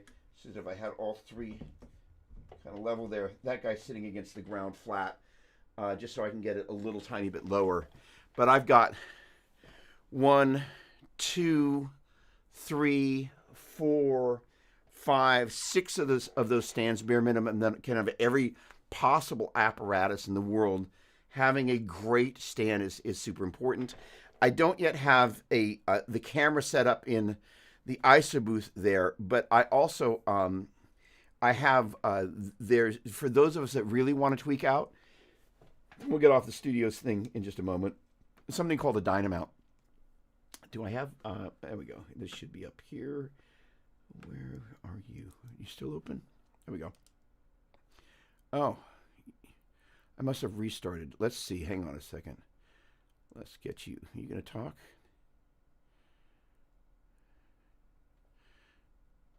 Are you going to talk? That's what I want to know. And then X to our micro. That's to our LAN. There we go. Okay, this one's not wanting to talk. All right, so why are you not speaking? Oh, okay. Bypass calibration. There you go. Okay. Timeout error. Okay, so what I've got here, looking to be here. There we go. So this is, that's my email to Cam. Dynamount. This is the interface for my mic mover. So that literally is the position of the microphone on the stand. Now I've created a preset there for that. What did I call that? Something rectifier 1. But basically what I can do, I can literally move the mic back. Hello, come on. Why aren't you moving? Oh, what a moron. I'm clicking. Sorry. So that's literally the mic moving in real time. And I can just then click it back to that preset and it literally moves back to that spot. So I've just got it on the edge of the dust cap. So the ability to do that in real time and to not have to be in that booth the ISO booth with the microphone is a really, really big deal. And so the thing is, my buddy Cam, if he's still here, one of the things for those of us that kind of are constantly messing with this stuff, ultimately, rather than just like, it needs to be exact this millimeter and that thing, I'm sure Brett and everybody else here spent a lot of time recording, you just put it in the right place until it sounds good. What's great about having the Dynamount is I actually have a starting place that I can literally, again, the really cool thing about the setup is I can actually go, okay, I can move it over here. I don't know. Let me see what it sounds like. Oh, wait. There we go. I can just move it over there. See what it sounds like. I don't know. And if I don't like it, I just click on the preset of what I created before, and it just moves back to the spot where it was before. That is, I can't tell you for the number of hours in my life that have been lost to, oh, I got the perfect mic. Well, maybe I can make it a little bit better. Like, it's terrible. And you're like, and then you're tweaking like you don't remember exactly where it was. It's just like it's a thing. All right. Awesome. Excellent. Yes. Avoid pink ones with Dora the Explorer. I love that. We'll be leaving for a birthday celebration soon. Please give our love, my friend Kelly, who I have yet to meet. I'm sure is awesome. All right. I run focal monitors and sub-killer imaging. Okay, so two things. Number one, first of all, focal monitors are fabulous. And probably, the barefoot and the focal for people who have like, are the funny thing is if you look, I do have a few amplifiers here, and one could argue that if I were going to make the same level of investment in my studio monitors, maybe I would buy a more expensive one. But the funny thing is, I want to find something that works. The focal stuff is phenomenal. And the barefoot stuff is phenomenal. The funny thing is that I'm, it's a funny thing. The older that I get, with the exception of the amplifier stuff, buying a lot of Epiphones, and I'm really excited about them. And it's a funny thing. And I took a bunch of my guitars. So the great thing that's happening in this world. Go first person for just a moment. I took a bunch of my guitars to Gary Brower, my guitar tech. So the idea is I'm getting ready to, first of all, this week, this is for those of you that missed it, this is a Rev E dual rectifier, flipping ultra rare. This week I'm shooting a video on this. Then I'm going to finish up this deep dive I'm doing on the 90s triple rec. I've been in rectifier land. Over off screen is a Rev F and a Rev G triple rectifier. That's my Rev G dual rectifier. I've been in kind of this crazy boogie land. So when it comes to amplifiers, spending money is something I don't have a problem doing. But the funny thing is I've been really enjoying these Epiphones. They're flipping playing great, sound great.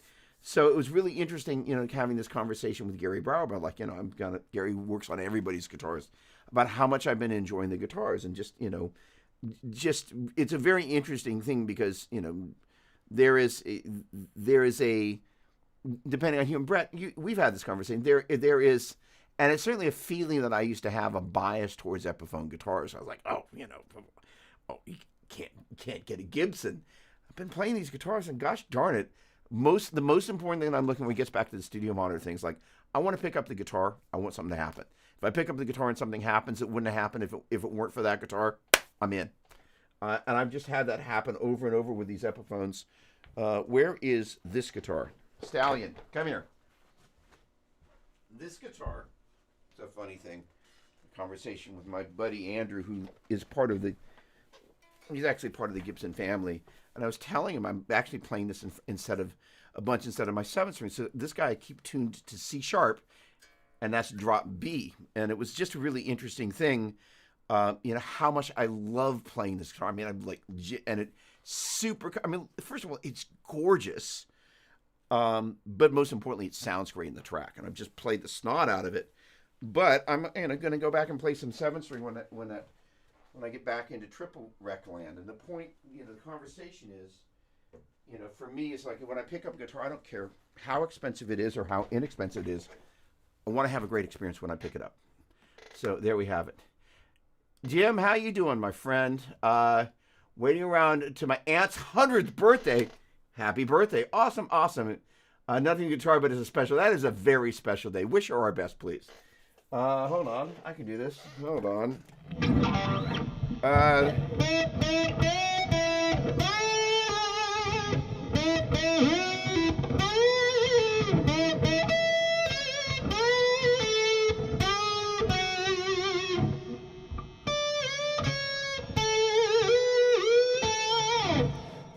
Never played it in that register. And it gets happy birthday to Aunt Halbert or whatever her name is. All right. Excellent. Excellent. Okay. Oh, okay. There we go. So, and I do remember that conversation. So, that is to say, Chris, the eights were too big for the space. But if they're working for you, that ultimately is what works for you. Paul Richard, Sweetwater has a great sale. Has great sales at times. Either got my Eris and my UA.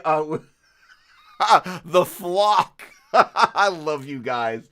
I am so thrilled. And my favorite part isn't like oh, people, they're buying what I suggest. What it is that these are things that work for me day in and day out. I live in this room. I live in this room. And so the fact that I can help other people make decisions about the gear they buy and that they have a great experience with it is one of the most fulfilling things, because it means that the things that work for me can work for you. That matters a lot to me. And yes, sales are important. By the way, short version, Black Friday, just wait. And it's great to just kind of save your dollars. Wait until those holiday sales, happen. It's a great thing. Hello, Sonia. Good morning to you. Great to see you. What studio monitor? What monitors do you have? Cam, love you, bro. All right. Yes, Eric. Yes. Okay, so Digital Viper. So here's the interesting thing. I want to be very careful how I say this. I am not, and so and I'm hoping that you're still here, and that you have time. There we go. Hello at amplifiedcreator.com. Thank you. Better email or Rocket Give Sunday. Okay. So the thing is that generally speaking, it's an interesting thing about JBLs. And again, let me be really clear. I'm not being cantankerous because this is important. I find that JBLs are phenomenal for vocals.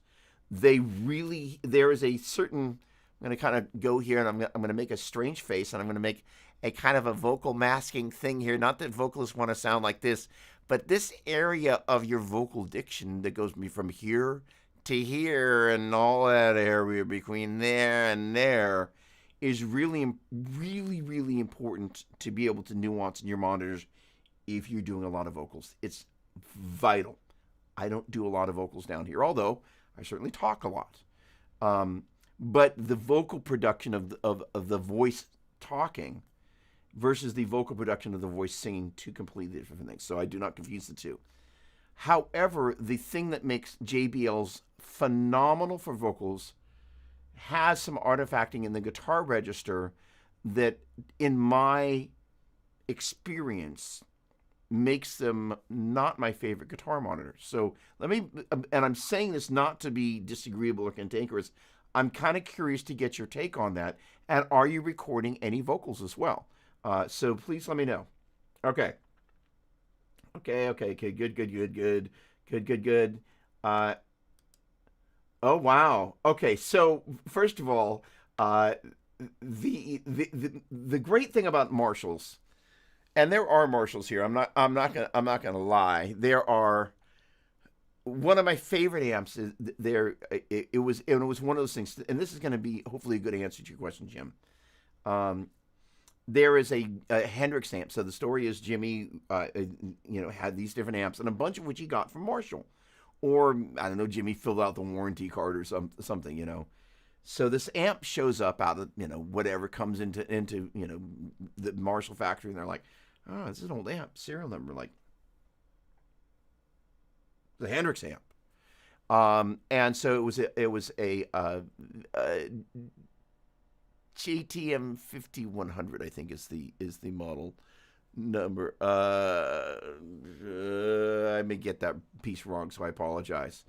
But basically, it's a 100-watt Marshall, and and it basically it was kind of a transition sort of Marshall amplifier, but it was it was a phenomenal amplifier. It came in, they did a direct trace of that circuit. They built a special speaker, I think specifically for that, called the G12C.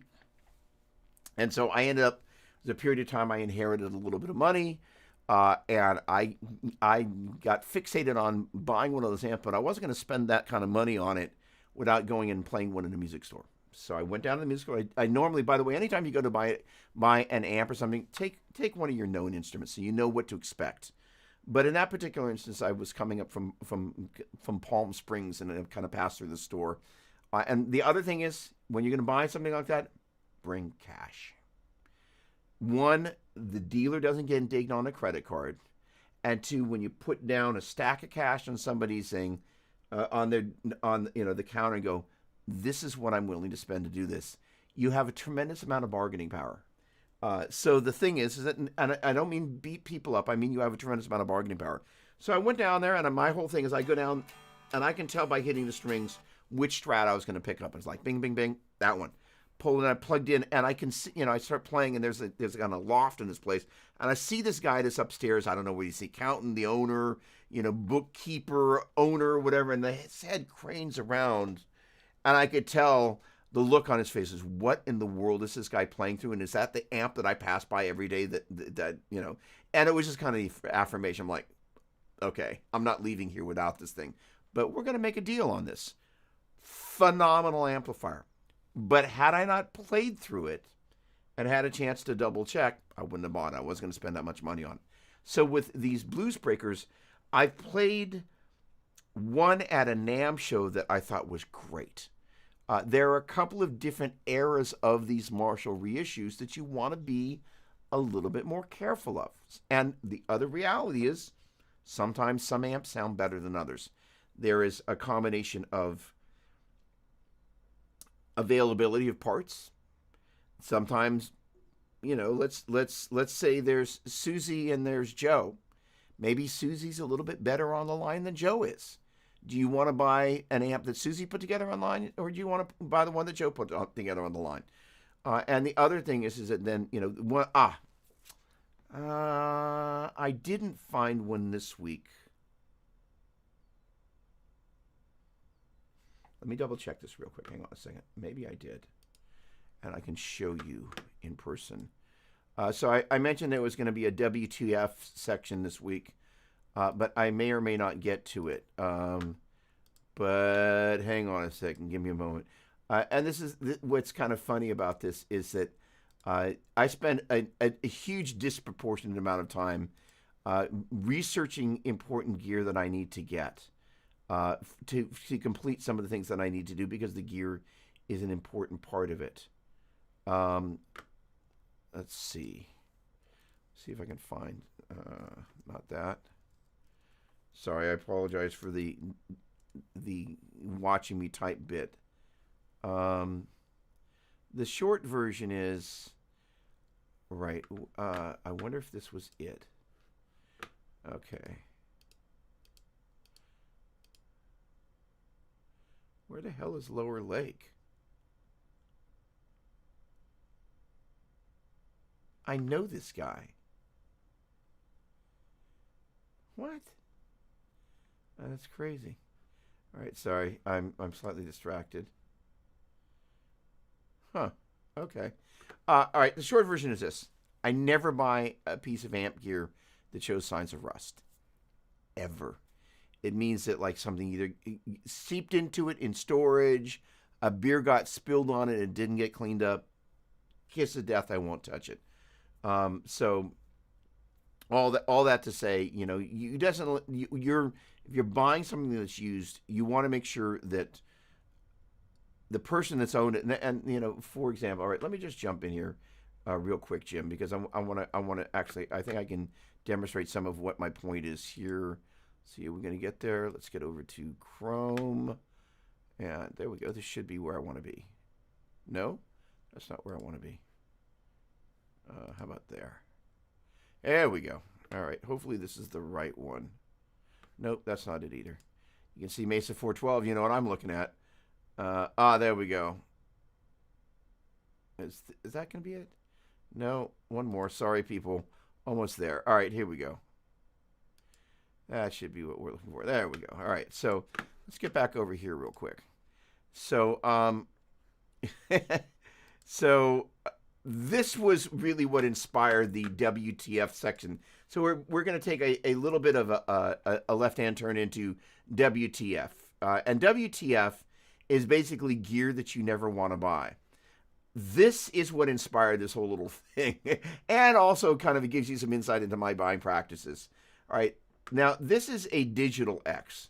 This is some moron, and I'm sorry, you up in Napa County, your name's not visible on this, but so they literally spray painted not only onto the grill, but that totally bleeds onto the speaker.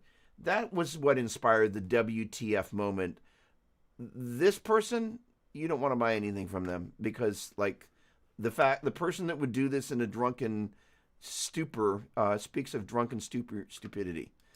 All right, then there's stupidity here. I own a Bandmaster Reverb. I own 212 cabinets. I own 2 of them, and every so often I think about that I need another one. Really? What's wrong with you? Okay. So here's the other thing. When you begin to research stuff, here's an old tube driver. Now, there's actually a variation of the tube driver where there's a bias control, and then this was BK Butler went in the TubeWorks area. There are new TubeWorks, and by the way, this is the Eric Johnson pedal, for lack of a better word, but Satriani uses this all over surfing.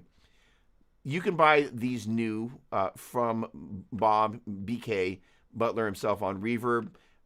Doing enough research to find out if there's more than one version, and if the old version is really, really, really what you want to get, well, now you know. All right. So this is a funny thing. Is it my buddy Jim, who's on this call, and I felt so badly. I'm not the biggest fan of the Silverburst. And Jim's favorite guitar, or second favorite guitar these days, was a Silverburst. So my lesson learned as I made my kind of like I'm not being into the Silverburst, and I felt so badly. I feel badly every time I see a Silverburst, and I feel all over again. But the olive drab green, this color, I'm just like, I'd love to know what people's take on olive drab green. This, by the way. I have guitars that have had breaks on the headstock, but that's a severe break. This is a guitar I would never buy. Now, again, the WTF, I had to share this because I see these from time to time, and I think about picking one up just because I have nothing better to do. So the crazy thing, this is a 412 basement cabinet, and it's again called the Pyramid Design. So they actually made this. The first one I saw was some dude, some tweaker dude in his garage, like, dude, I've got this great idea. It'll take me a week, and I'm not going to sleep. So they actually designed this, and it's actually a really cool idea because it reflects sound up at you. It's kind of like the bottom part is a, if you will, the upper part of a angle cabinet. The top one, I don't know, points at the floor, and so it bounces sound off the stage at you. And then these are kind of off axis, the left and right. You probably can't see my mouse. It's just so strange. I've always been at some point I'm just going to have to buy one just for the sake of buying it unless I can borrow one. All right, I'm going to go there. These cabinets, and this guy is on crack. Nobody should in their right mind be paying $600 for a Line 6 cabinet. However, these cabinets are phenomenal. So these are, first of all, this little badge down here at the bottom right. It's vintage 30. You probably can't see it. I don't think you can see my mouse mousing over. Wait, I can be. Hold on, let me just see if you can see my mouse. Oh, you can see my mouse. Okay, great. Hold on. Maybe you can't see my mouse. No, you can't. I don't know. I can't tell if you can. But the point being is these Line 6 cabinets were designed by my buddy Jeff Slingluff, rest in peace, Jeff, who was working at Line 6 at the time. These are brilliant cabinets.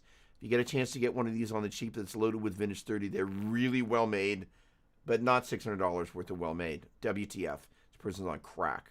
All right, this is the Vibratone, basically. This is the Leslie branded version. Fender owned this at one point. This is actually a really good price for this unit, $500. I actually have a Fender branded one. This is the drip edge. That's what that little edge around the edge there.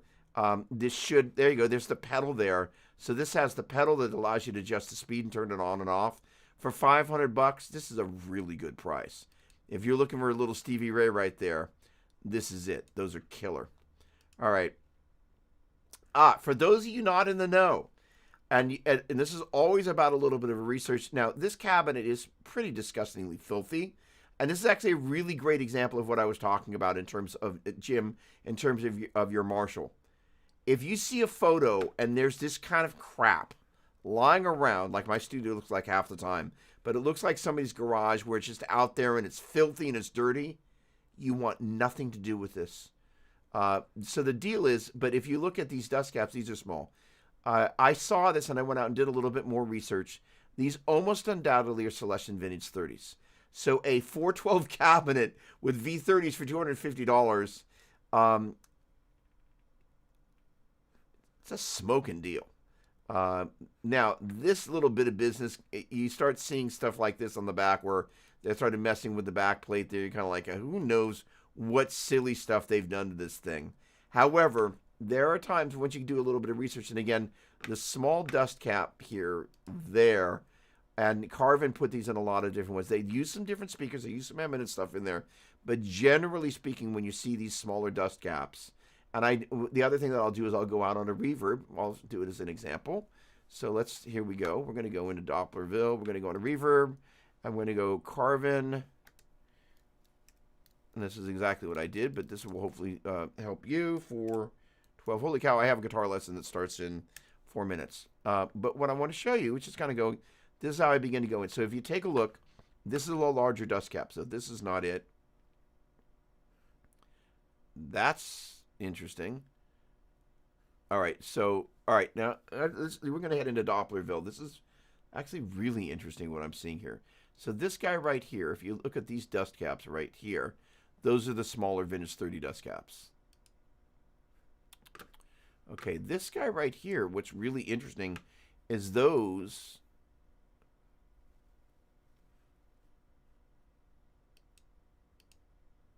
are not Vintage 30s. I don't know what's in there. But every Vintage 30 I've ever had has the smaller dust cap, and that is not a Vintage 30 dust cap. Barely, but now the interesting thing is I have the legacy cabs, and to the best of my knowledge, all the legacy cabs always came with Vintage 30s. That dust cap is not a Vintage 30 dust cap. That is to say, the dust caps will tell you an awful lot of information. My guess is that they have, well, the interesting thing is I saw on this other cabinet, oh, no, this is the same amp. Right. So here is a similar looking dust cap that may or may not be the same thing. So this is not a Vintage 30, but the moral of the story is that I found an old, oh, come on, Doug. I found an old Carvin cabinet that was on here, like one of these, that I was able to get in, and it was an older one. Well, I'm not finding it now, but I was able to get in and double check. Was that it? Sorry, I'm going to look a little bit longer, and if I don't see it. Last little thing, let me show you something. Since it's got Carvin 412 here, you can see it has this term up here, Marketplace, in here.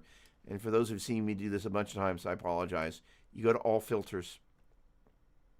You scroll down to Show Only. You go to Sold Listings. You show the listings. All right. These are the larger dust caps. That's not what we're looking for. These guys right here, are they the larger dust caps? Can't quite tell. They appear to be. All right, so the point being is I don't remember where I was, but I found one with that was like this, that was Vintage 30s. So these are probably Vintage 30s. I'd be able to tell plugging into it.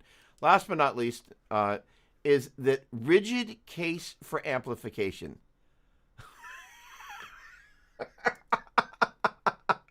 I don't know what a rigid case is, but it's just kind of one of those things. Holy cow. So don't buy a road case unless you got something that's fitted to go in there. All right.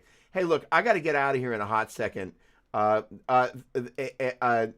at Mert. So Jim, all that left turning this to say, generally speaking, bring two of your favorite guitars and find one that you can plug into, and if it speaks to you, they're great amps.